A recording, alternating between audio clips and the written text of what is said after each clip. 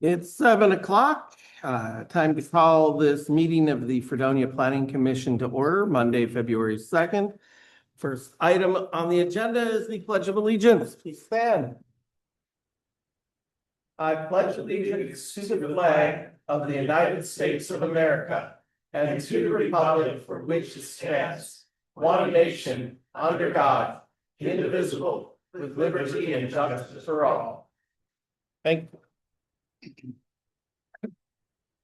Administrator Jenkins, would you call the roll, please? Of course. Chairman Lenz, That would be me. Commissioner Barda. Here. Commissioner Bovid. Commissioner Frank. Here. Commissioner Redmond. Commissioner Wyland. And Commissioner Winker. Here. We have a quorum. Okay, thank you. Next item on the agenda is public comment. Please note that public comments are limited to 5 minutes per person. All right. Is mine for the item. Yeah, you can talk on your item. Yeah, you got it. We're here. Not right now. When we get to Not yet, no. Next item on the agenda is the consent agenda, the approval of the minutes from the January 5th, 2026 Planning Commission meeting. Do January 5th Planning Commission. we have a motion? Do we have a second? Second. Motion, excuse me, a motion and a second. All those in favor, say aye. Aye. All those opposed, say nay. It's passed. All right, we are on to items for action and or discussion. The first item on the list is discussion and possible action on CSM 2026-01. Hannah Cholip with agent Adam DeGroup, address 415 Fredonia Avenue. Administrator Jenkins, you want to give us background? Sure. And I'll just note that we'll take up the CSM, the rezoning. We can have one discussion together. You all are very familiar with Ms. Cholip's property on Fredonia Avenue. At the last meeting, you had denied her full rezoning request that was put before you. This is now a brand new request, so we have to treat it as such. So there's a new request by Ms. Cholip to exchange some of the property from one of her parcels to the other to reform the properties, as Mr. DeGroot will note in just a little bit. And then by doing that, the request is to rezone the primary parcel that she currently resides on from commercial to residential. So that's the very quick summary. I'll let you take it from here. Yeah. So you have the exhibits there.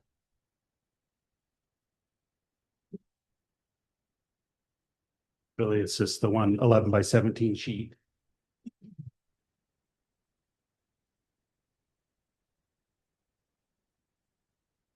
Sorry about that. So I've been trying to be attentive after we got my full attention, the other week. So thank you for being able to get it on the agenda. I appreciate that. So with the CSM, just trying to make the parcel fit in the RS3 zoning. It was able to fit the width and the depth. It is over the minimum 8,000 square feet, but that is because there's an 80-foot width for the zoning. So there's been talk earlier about having an 8,000 square feet, just a minimum, but that would only be possible if there's a possible variance for the width. But that was to maximize as much as we could to keep the B1 zoning as many square feet as we could in that. And I didn't do a concept plan, but it feels like with that, the main thrust of the business parcel would be in the back and have a driveway that services, some sort of fairly, substantial building. I mean, it's not big, but it would have enough room to park and to turn, if there was, probably even a semi could turn around there and be able to utilize a dock or something. So just keeping the options open as much as possible. So, and this was just my understanding. And, I know there were some questions about having parcels that extended all the way back long, but that would take too many square feet away from the business. So doing the best to, hopefully find a solution for everyone to be able to, have a usable residential parcel and still have a usable business parcel as well. Questions?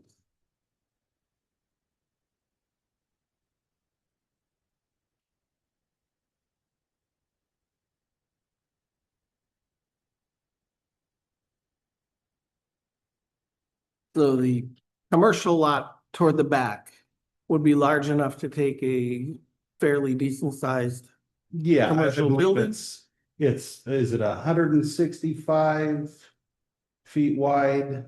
Yeah, 165. Yeah, by whatever that depth is on there. So you have you know, a little bit less than a 50-foot, a little bit less than a 50-foot, driveway. I mean, that could even be a full width, probably, 18-foot plus paved, road if you want 2 lanes to go back there. So.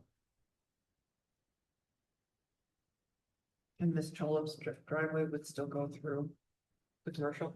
It would stay where it's at. Yeah, it wouldn't loop around. Okay. Yeah. I don't think there's there's enough room there to be able to turn around and have other, with the setbacks that are there. So, yeah.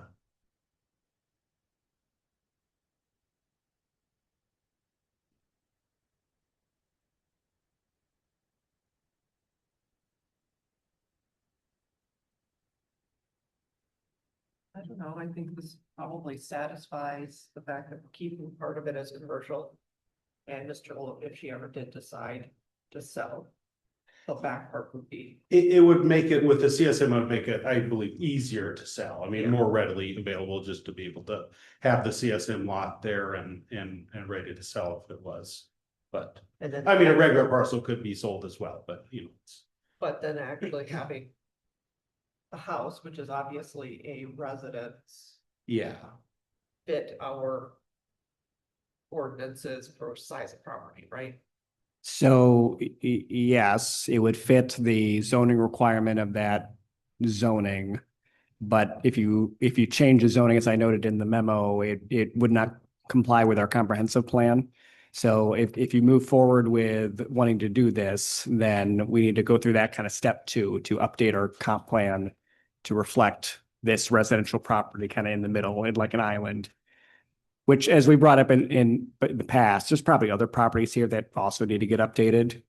We've talked about doing a comp plan update for many years now. This might just be the instigator to finally get it done, so. I mean, I just noted, just cursory looking, I mean, there was many residential properties around it, Yeah. but. That's just me from not spending any time other than just looking at the surrounding properties and saying that's a real mix, and I listened to your last meeting. And so, I understand the thrust of, wanting to keep those business properties in the core. I get it, you only have so much, open land. So.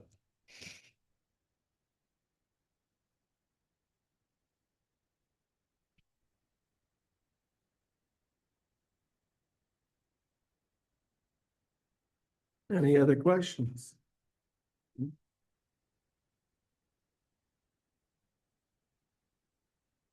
I don't know, Jerry Ann looks like she has Thank you a very puzzled much. look on her Appreciate face. your time. I just want to make sure you didn't have a question. You had a puzzled look on your face, so.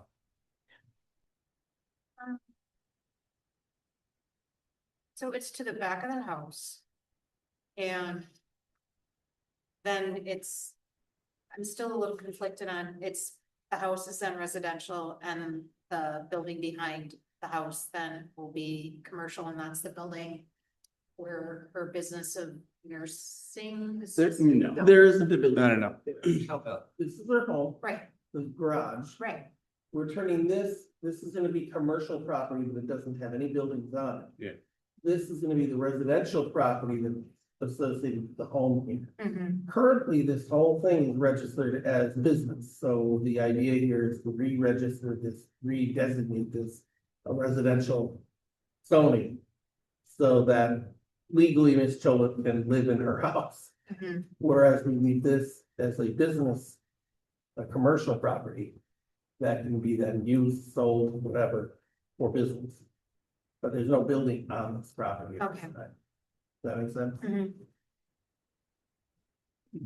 Was I right? Did I get it right? Yeah. All right. Can I just ask, because I know Ms. Cholup's here with her realtor. Do you have any immediate plan? I mean, if this moves forward, would you plan on selling off this commercial lot? Okay, Yep. I get it. I was just curious. So there's no immediate action tonight, flat out, unless you just did not want to do this, you could tell us now, we could stop the process. But if you're in favor, at least considering it, then the next item would be to set a public hearing for our next meeting. And then we get out all the proper notifications for you guys to reconsider in March. So do we have a consensus on moving forward with a public hearing on this, or do we want to deny it tonight? I'm good to do a public hearing. Yes, so am I.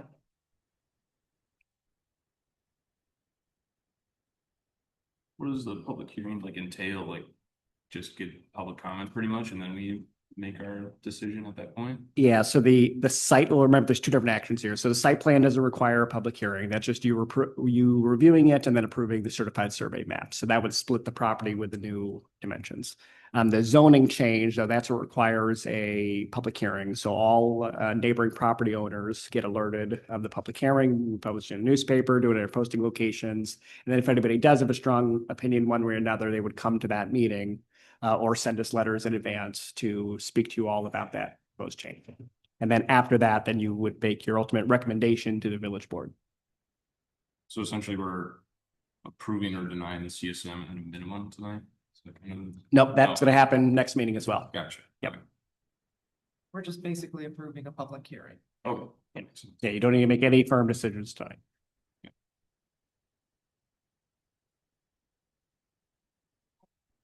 Public hearing. You're good, yeah. I think we have a consensus on that, so I think we'll go in that direction. All right, so if we can make that a motion, it'll be for March 2nd, 2026 at 7 PM. Motion for the CSM or rezoning, The rezoning. the rezoning for a public hearing on the next scheduled planning commission, which is March 2nd. March 2nd. Yeah, 7 PM. Yep. Quick question, if we have the CSM ready at the time for the public hearing, could they both be done in conjunction together? That's the plan. Yeah. Yeah. the Yep. zoning change. That, Yeah. that would be the plan, yeah. Yep. We don't want this to take forever. It's already taken forever. We don't want it to keep going. I just didn't want to go up the CSM sheets and everybody said, no, we're not going to do this at all. So I just Yep. wanted to say this, show the extra time and money. Right. Yep. Process. Did you say you guys were the realtor for this property? So did you guys have any indication that this was commercial when you went through the process? It was not represented to us. It was commercial, commercial, it was represented as residential. The parcel, there was a small indication in there that it could be used as a commercial use. But there's residential, the loan was actually residential. And it was marketed in the MLS as a single-phase residence. So. I am all this came as a surprise after the fact through us that. The zoning was commercial because the use, I believe, prior was actually residential, but because part of the property was used as commercial. And then they split the properties. Yeah. Allowed that for. I just wanted to speak on behalf of the village that it was never represented that that property was residential, just so it's on the record. Every indication that we gave you and gave the firms was marketing it as commercial. So I just want to make that There firm. wasn't part in the 6%. Yeah, and we can't control that, but when, yep, I mean, we saw, Mhm. I'm not saying you guys are right, maybe the way we dropped that into the listed service. Through what's from the other broker, but there was residential. Had it been commercial, she would have never seen it. And when you got it wrong. Mhm. We have a motion to have a public hearing and to revisit this on March 2nd. Do we have a second? I'll second. All right, any further discussion? All those in favor, say aye. Aye. All those opposed, say nay. Anybody abstaining? All right. We will get back to this on March 2nd again. Thank you. The next item on the agenda is correspondence. Administrator Jenkins, I got nothing. nothing? Do we have any items for future consideration? Do I have a motion to adjourn? I seconded. All those in favor? Say aye. Aye. The meeting is adjourned.